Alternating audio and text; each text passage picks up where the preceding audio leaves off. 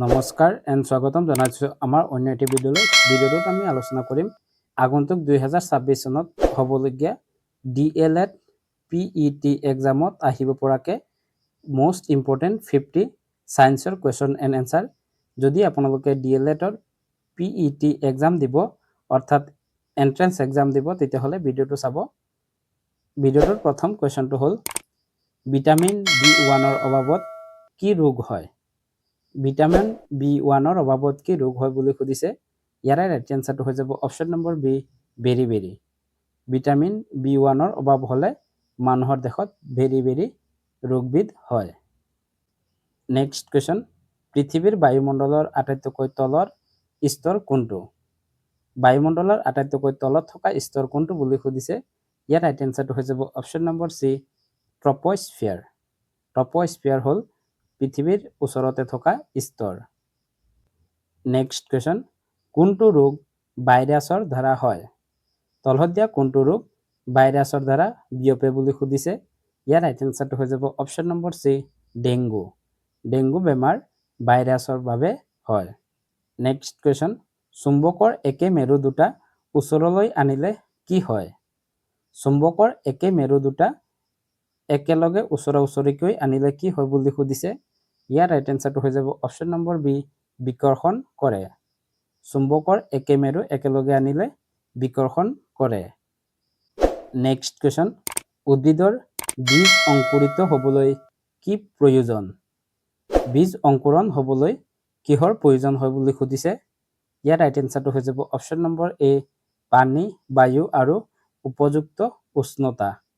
এই তিনিবিধ উপাদানৰ প্ৰয়োজন হয় বীজে অংকুৰিত হ'বলৈ। নেক্সট কুৱেশ্যন, কোন গ্ৰহটোক পৃথিৱীৰ যমজ বুলি কোৱা হয়? পৃথিৱীৰ যমজ গ্ৰহ কোনটো বুলি সুধিছে। ইয়াৰ ৰাইট এনসাৰটো হৈ যাব অপশ্যন নম্বৰ বি শুক্ৰ। শুক্ৰ গ্ৰহক পৃথিৱীৰ যমজ গ্ৰহ বুলিও কোৱা হয়। নেক্সট কুৱেশ্যন, বিদ্যুৎ ভাল্বৰ উদ্ভাৱক কোন? বিদ্যুৎ ভাল্ব কোনে আৱিষ্কাৰ কৰিছে বুলি সুধিছে। ইয়াৰ ৰাইট এনসাৰটো হৈ যাব option number B Thomas Alva Edison.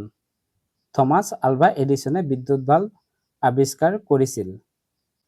Next question, মানুহৰ শৰীৰৰ সৰ্বাধিক কঠিন পদাৰ্থ কোনটো? মানুহৰ শৰীৰৰ আটাইতকৈ কঠিন পদাৰ্থ কোনটো বুলি সুধিছে। ইয়াৰ ৰাইট এনসাৰটো হৈ যাব অপশ্যন নম্বৰ বি দাঁত। দাঁত হ'ল মানুহৰ শৰীৰৰ আটাইতকৈ কঠিন পদাৰ্থ।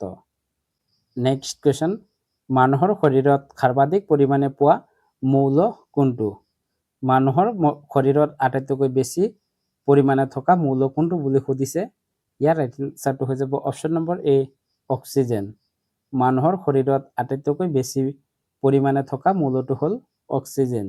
নেক্সট কুৱেশ্যন, কোন গ্ৰন্থিক মাষ্টাৰ গ্লেণ্ড বুলি কোৱা হয়? মাষ্টাৰ গ্লেণ্ড কোনটো বুলি সুধিছে।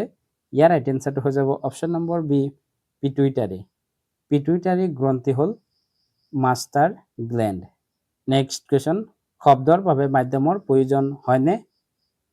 শব্দৰ বাবে মাধ্যমৰ প্ৰয়োজন হয়নে নহয় বুলি সুধিছে। ইয়াৰ ৰাইট এনসাৰটো হৈ যাব অপশ্যন নম্বৰ এ হয়। শব্দৰ বাবে মাধ্যমৰ প্ৰয়োজন হয়। নেক্সট কুৱেশ্যন, পৃথিৱীৰ বৃহত্তম মহাসাগৰ কোনখন? পৃথিৱীৰ আটাইতকৈ ডাঙৰ মহাসাগৰ কোনখন বুলি সুধিছে। ইয়াৰ ৰাইট এনসাৰটো হৈ যাব অপশ্যন নম্বৰ চি প্ৰশান্ত মহাসাগৰ। প্ৰশান্ত মহাসাগৰ হ'ল পৃথিৱীৰ আটাইতকৈ ডাঙৰ মহাসাগৰ। নেক্সট কুৱেশ্যন, উদ্ভিদৰ কোন অংশত ক্ল'ৰ'ফিল অধিক থাকে? উদ্ভিদৰ কোনটো অংশত ক্ল'ৰ'ফিল অধিক থাকে বুলি সুধিছে। ইয়াৰ ৰাইট এনসাৰটো হৈ যাব অপশ্যন নম্বৰ বি পাত। পাতত আটাইতকৈ বেছি ক্ল'ৰ'ফিল থাকে। নেক্সট কুৱেশ্যন, মেলেৰিয়া ৰোগৰ জীৱাণু কি? মেলেৰিয়া ৰোগৰ জীৱাণু কি বুলি সুধিছে। ইয়াৰ ৰাইট এনসাৰটো হৈ যাব option number C Plasmodium. Plasmodium হ'ল মেলেৰিয়া ৰোগৰ জীৱাণু। নেক্সট কুৱেশ্যন, চাপৰ SI একক কি? চাপৰ SI একক কি বুলি সুধিছে। ইয়াৰ ৰাইট এনসাৰটো হৈ যাব option number C pascal. Pascal হ'ল চাপৰ SI একক। নেক্সট কুৱেশ্যন, মানুহৰ শৰীৰৰ সৰ্বাধিক ডাঙৰ অন্তঃস্ৰাৱী গ্ৰন্থি কোনটো?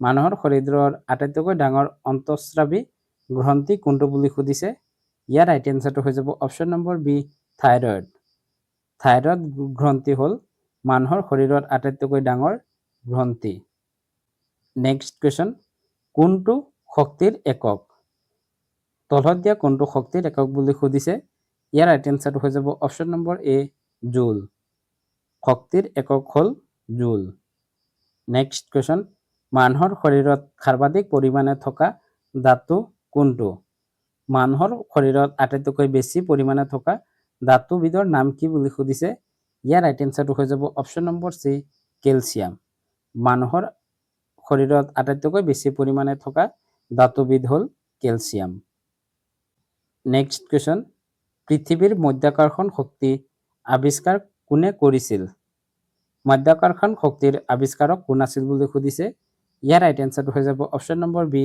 নিউটন নিউটনে মধ্যাকৰ্ষণ শক্তিৰ আৱিষ্কাৰ কৰিছিল নেক্সট কোৱেশ্চন মানৱ দেহৰ সাধাৰণ ৰক্তচাপ কিমান মানুহৰ দেহৰ সাধাৰণ ব্লাড প্ৰেছাৰ কিমানৰ পৰা কিমানৰ ভিতৰত থাকে বুলি সুধিছে ইয়াৰ ৰাইট এনসাৰটো হৈ যাব অপশ্যন নম্বৰ বি 80 ৰ পৰা 120 মানুহৰ শৰীৰত ব্লাড প্ৰেছাৰৰ সাধাৰণ মাপ হ'ল 80 ৰ পৰা 120